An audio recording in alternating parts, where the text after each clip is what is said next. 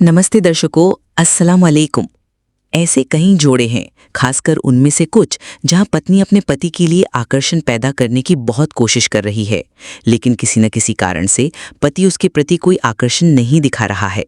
या पत्नियां अपने पति का ध्यान पाने के लिए बहुत कोशिश कर रही हैं, लेकिन किसी न किसी कारण से पति उन्हें ध्यान नहीं दे रहा है।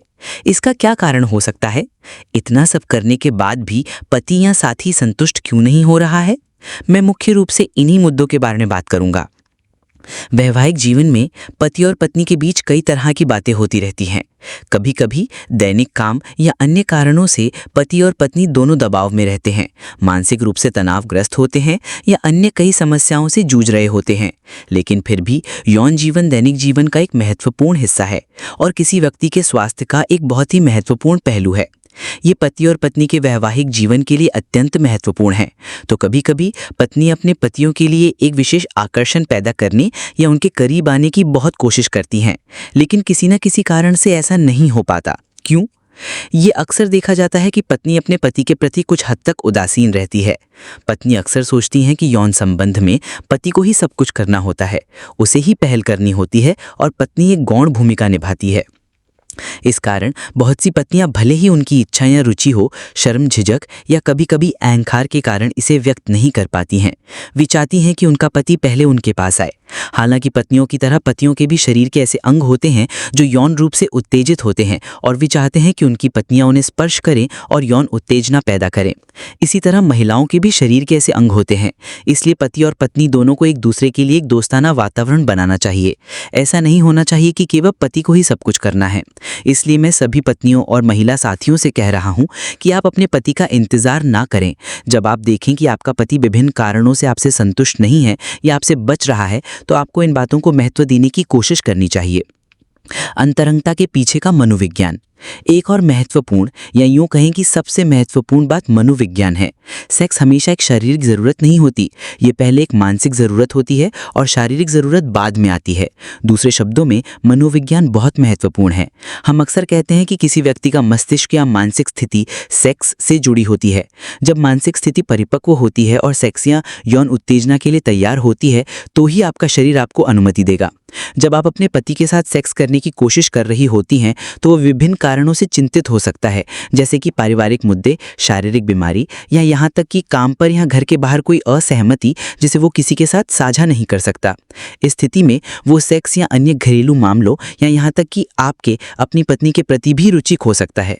इस स्थिति में आपको ध्यान देना चाहिए, उससे बात करनी चाहिए और ये समझने की कोशिश करनी चाहिए कि उसने आपके प्रति रुचि क्यों खो दी है या वो आपसे दूर क्यों जा रहा है या आपसे खुल के कुछ भी क्यों नहीं कह रहा है। आपको अपने पति के मनोविज्ञान और उसकी मानसिक स्थिति को समझने की ज़रूरत है। ये बहुत महत्वपूर्ण है। एक वैवाहिक जीवन में मानसिक स्थिति पति और पत्नी दोनों के लिए इतनी महत्वपूर्ण होती है कि इसे सर्वोच्च प्राथमिकता देनी चाहिए।